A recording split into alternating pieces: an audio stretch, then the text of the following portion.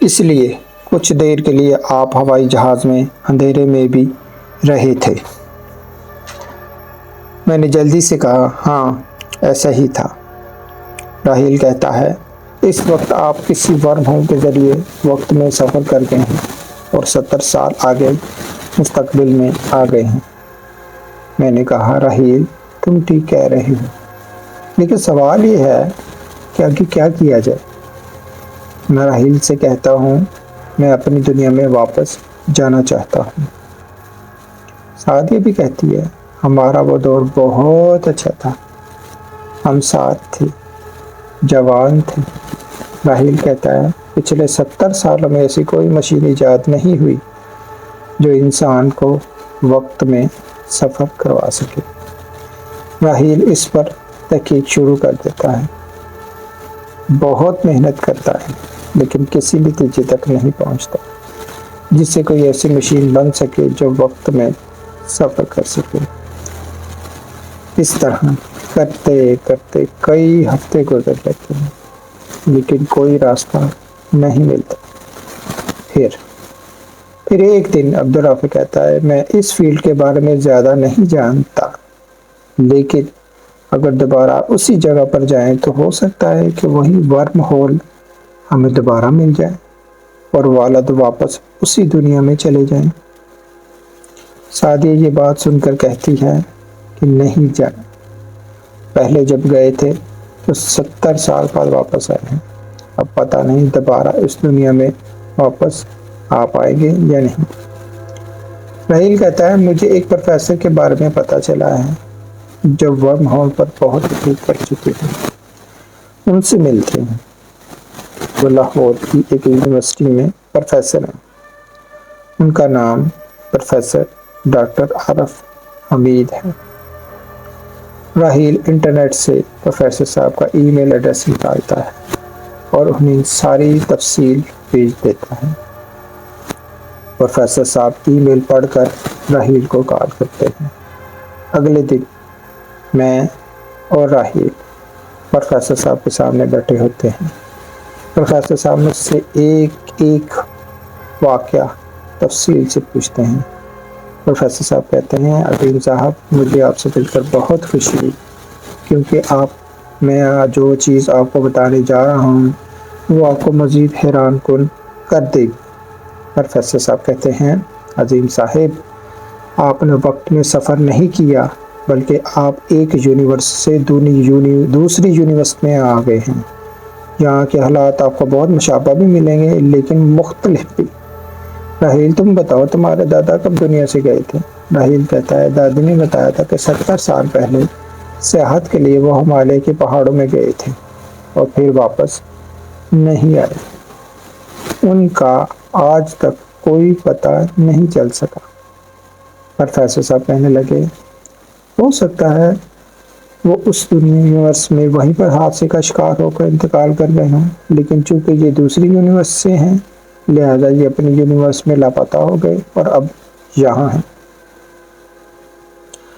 اگر اس یونیورس میں جانا ہے تو اس کے لیے کوئی ایسی چیز ایجاد نہیں ہوئی جو ایک یونیورس سے دوسری یونیورس کے لے جائے۔ اگر میں یہاں کے میڈیا کو آپ کی کہانی ریلیز کر دوں تو دنیا میں تہلکہ مچ جائے گا، لیکن اس سے آپ کو بہت پریشانی ہوگی، اس لیے میں ایسا نہیں کروں گا۔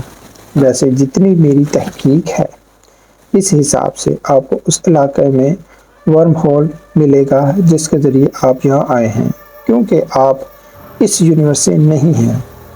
ہو سکتا ہے کہ آپ کے جانے کے بعد وہ ورم ہول آپ کو دوبارہ مل جائے، کیونکہ اس کے علاوہ کوئی اور ذریعہ نہیں ہے جو آپ کو اپنی دنیا میں واپس لے جا سکے۔ میں اور راہیل گھر سے نکل جاتے ہیں اور ایک ہوائی جہاز کرائے پر لے کر اس علاقے کی طرف پرواز کرتے ہیں جہاں سے میں آیا تھا، لیکن ہمیں کوئی ورم ہول نہیں ملتا۔ ہم مسلسل 3 دن تک اپنی کوشش کرتے رہتے ہیں لیکن کچھ نہیں ہوتا۔ آخر کار میں اور راہیل گھر واپس آ جاتے ہیں۔ جب گھر واپس آتا ہوں تو عبدالرافع کی والدہ بڑی حسرت بڑی نظروں سے مجھے دیکھتی ہیں اور ان کی آنکھوں میں آنسو آ جاتے ہیں۔ پھر سعدیہ کہتی ہے قدرت شاید یہی چاہتی ہے کہ اب آپ یہی رہیں۔ میں کہتا ہوں میں اپنی کوشش جاری رکھوں گا، میں اپنی اس یونیورس کی شادی کے پاس جانے کی ہر ممکن کوشش کروں گا، کیونکہ آپ اپنی محبت سے اندازہ لگا لیں کہ وہ مجھ سے کتنی محبت کرتی ہو۔ وہ میری یونیورس کی شادیہ کے پاس آپ جیسے ہی دل ہے، کیونکہ آپ وہیں ہیں۔ یہ سن کر شادیہ رونے لگ جاتی ہے اور کہتی ہے آپ مجھے چھوڑ کر پھر چلے جائیں گے۔ میں نے کہا جانا پڑے، میرے اوپر بہت ساری ذمہ داریاں ہیں۔ میں ایک دفعہ پھر پروفیسر صاحب کے پاس جاتا ہوں اور اپنے 3 دن کی پرواز کا حوالہ انہیں بتاتا ہوں۔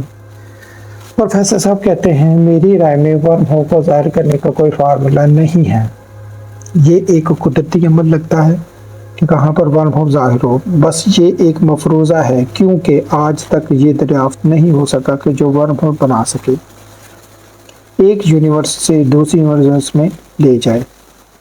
بس آپ مشورہ دے سکتا ہوں، وہ بھی تصدیق شدہ نہیں ہے، ایک اندازہ ہے۔ پروفیسر صاحب کہتے ہیں مجھے بتاؤ کہ کیا تم نے اس غار میں جا کر دیکھا ہے؟ میں نے کہا نہیں، کیونکہ مجھے اس غار سے بہت خوف آتا ہے، کیونکہ آخری بار جب میں اس میں داخل ہوا تھا تو میرے 3 دوستوں کی جان چلی گئی تھی۔ اب پتہ نہیں میں وہاں سے نکل سکوں گا یا نہیں۔ پروفیسر صاحب کہتے ہیں ہو سکتا ہے کہ وہ ورم ہول اسی غار میں ہو، جو جہاز میں آپ کو کالا بادل ملا تھا وہ ورم ہول نہ ہو، وہ بس ایک بادل ہی ہو۔ اس بار میں نے ارادہ کر لیا کہ میں اب ہوائی جہاز کے ذریعے اس کے قریب اتر کر غار میں جاؤں گا، اگلے دن سفر کے لیے تیار ہو جائے گا۔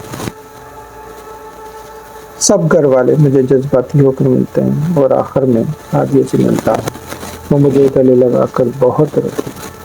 اس کے بعد میں سفر پر نکل جاتا ہوں، اسی علاقے میں پہنچ کر میں ہوائی جہاز پر سوار ہو جاتا ہوں اور ہوائی جہاز کے ذریعے وہ جگہ تلاش کرنے لگتا ہوں، لیکن مجھے صحیح اندازہ نہیں ہو پاتا کہ میں کہاں اترا تھا، کیونکہ ہم نے تو ہنگامی لینڈنگ کی تھی۔ خیر جنگل کے قریب ایک ہموار جگہ مجھے مل جاتی ہے اور پائلٹ وہاں چھوٹے ہوائی جہاز کو اتارتا ہے جس سے 4 سے 5 لوگ سوار ہو سکتے ہیں، اور میں نیچے اتر جاتا ہوں۔ میں نے پائلٹ کو تاکید کی کہ 5 منٹ سے زیادہ میرا انتظار نہ کریں، اگر نہ آیا تو سمجھ لینا کہ مجھے میری منزل مل گئی ہے۔ میں جنگل میں داخل ہو جاتا ہوں اور وہ غار تلاش کرنے لگتا ہوں۔ 2 گھنٹے گزرنے کے بعد بھی مجھے وہ غار ملتا ہی نہیں، تو میں سانس بحال کرنے کے لیے ایک درخت کے نیچے بیٹھ جاتا ہوں۔ تھوڑی دیر گزرتی ہے تو مجھے کچھ درختوں کے پتے سرسراہٹ سنائی دیتی ہے۔ ایک بندوق اور تیز دھار خنجر اپنی حفاظت کے لیے میں ساتھ لایا تھا۔ یہاں سے پتے ہل رہے ہوتے ہیں، میں اس کے قریب جاتا ہوں تو اچانک ایک گدھ اڑتا ہے جس کی سرسراہٹ سے کافی شور ہوتا ہے اور میں بھی کچھ خوفزدہ ہو جاتا ہوں۔ جب میں نے پتوں میں دیکھا تو گدھ مردہ جانور کا گوشت کھا رہا تھا۔ میں واپس اسی جگہ آ گیا جہاں میں آرام کر رہا تھا۔ 10 منٹ آرام کرنے کے بعد میں دوبارہ غار کی تلاش میں نکلتا ہوں کہ کچھ دیر بعد ایک جنگلی چیتا میرے سامنے آ جاتا ہے۔ وہ غور سے مجھے دیکھ رہا ہوتا ہے اور پھر مجھ پر حملہ کرنے کے لیے میری طرف دوڑ لگا دیتا ہے، لیکن میں ہائی الرٹ تھا۔ جیسے ہی میں نے اپنی طرف آتے دیکھا میں نے اس کی طرف فائر کر دیا۔ میرے فائر کرنے کی دیر تھی کہ چیتا اپنی رخ بدل کر بھاگ گیا۔ جس طرف چیتا گیا میری نظر اسی طرف اٹھ جاتی، تو میں کیا دیکھتا ہوں ایک سانپ وہاں ایک درخت کی ٹہنی پر بیٹھا ہے۔ یہ بالکل اسی طرح کا سانپ تھا جس کا سامنا میں نے اور عمیر نے غار میں کیا تھا۔ میں دور سے اس سانپ کو دیکھ رہا تھا۔ ابھی کچھ ہی دیر گزری تھی کہ سانپ وہاں سے ایک سمت میں جانے لگتا۔ مجھے شک ہوتا ہے کہ ہو سکتا ہے یہ اسی غار کی طرف جا رہا ہو، کیونکہ غار کے دوسرے راستے کا مجھے پتا تھا جہاں سے کارپیٹر ڈور نظر آیا تھا۔ ایک جہاں سے ہم نے داخلہ لیا تھا وہ غار کا انٹری پوائنٹ نہیں مل رہا تھا۔ خیر میں نے اس سانپ کو فالو کرنا شروع کر دیا۔ 10 منٹ کے بعد تک اس کے پیچھے جاتا رہا۔ اور بالآخر وہ ایک جگہ غار کے اندر چلا گیا۔ مجھے وہ غار نہیں ملی۔ میں مایوس ہوتا جا رہا تھا کہ کہاں ڈھونڈوں اس غار کو۔ ابھی میں سوچ ہی رہا تھا کہ مجھے کسی جانور کی چیخوں کی آواز سنائی دیتی ہے۔ میں ادھر ادھر گھومتا ہوں، مجھے کچھ نظر نہیں آتا، لیکن پھر کیا دیکھتا ہوں کہ ایک جنگل کا بھیڑیا میری طرف آ رہا ہے۔ میں پستول نکالتا ہوں اور اس پر فائر کرنا شروع کرتا ہوں، لیکن پستول جام ہو جاتی ہے۔ پستول سے فائر نہیں ہو پاتا اور وہی پستول اس بھیڑیے کو مارتا ہے، لیکن پستول کی سمت تبدیل ہو جاتی ہے۔ میں جلدی سے اپنا خنجر نکالا کیونکہ بھیڑیے نے مجھ پر چھلانگ لگائی تھی۔ میں نے خنجر کے زوردار وار سے بھیڑیے کو زخمی کر دیتا ہوں۔ زخمی ہونے سے بھیڑیا چلنے پھرنے سے قاصر ہو جاتا ہے، کیونکہ خنجر کی ضرب کچھ زیادہ ہی لگی تھی۔ بھیڑیا بے ہوش ہو کر لمبی لمبی سانسیں لے رہا ہوتا ہے۔ مجھے بھیڑیے پر رحم آتا ہے۔ میں آگے جا کر بھیڑیے کے منہ میں پانی کے چند قطرے ڈال دیتا ہوں۔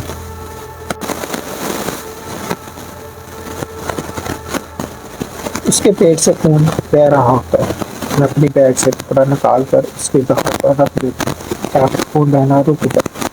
جب خون رک جاتا ہے تو میرے پاس فرسٹ ایڈ کا کچھ سامان بھی تھا، جس سے میں ہر ممکن مدد۔ تھوڑی دیر بعد حالت بہتر ہونے پر میں وہاں سے جانے لگا تو اس نے پہلے مجھے غور سے دیکھا پھر چل دی۔ میں سوچا کہ دیکھتا ہوں کہ یہ کہاں جاتا ہے تو دیکھتا ہوں کہ وہ اسی غار کے پاس سے چھوٹے غار میں چلا جاتا ہے، لیکن اب میرے سامنے بڑی غار ہے جس میں ہم داخل ہو کر اندر گھس گئے۔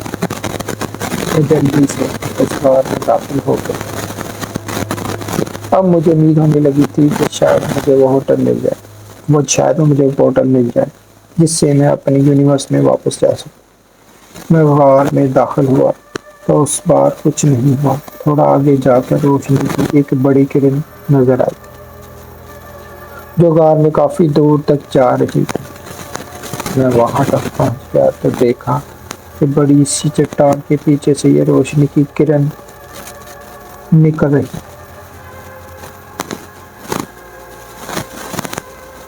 میں نے جیسے ہی اس چٹان کو ہٹایا تو بہت تیز روشنی وہاں سے نکلی۔ روشنی اتنی تیز تھی کہ مجھے آنکھیں بند کرنی پڑی، لیکن پھر تھوڑی دیر کے بعد میں نے آنکھیں کھول دی، اور جب آنکھیں کھولیں تو روشنی کا ایک دائرہ تھا جس میں سے میں دوسری طرف دیکھ رہا تھا۔ میرا دل تیز تیز دھڑک رہا تھا، پتہ نہیں کیا ہوا، مگر میں نے اللہ کا نام لیا اور اس روشنی کے دائرے میں داخل ہو گیا۔ جیسے ہی میں نے وہ روشنی کا دائرہ عبور کیا، اسی جگہ موجود تھا جہاں سے ہم غار میں داخل ہوئے تھے، لیکن اب غار کا انٹری پوائنٹ بند تھا۔ اس کے آگے بڑی بڑی چٹانیں تھیں۔ مجھے یاد آیا کہ جب ہم اس غار میں داخل ہوئے تو لینڈ سلائڈنگ کی وجہ سے اس کا منہ بند ہو گیا تھا اور اب ہم انداز پھنس گئے تھے۔ اچانک سے مجھے محسوس ہوتا ہے کہ شاید میں اپنی یونیورس میں آ گیا ہوں۔ مجھے یاد تھا کہ غار کے قریب ہوائی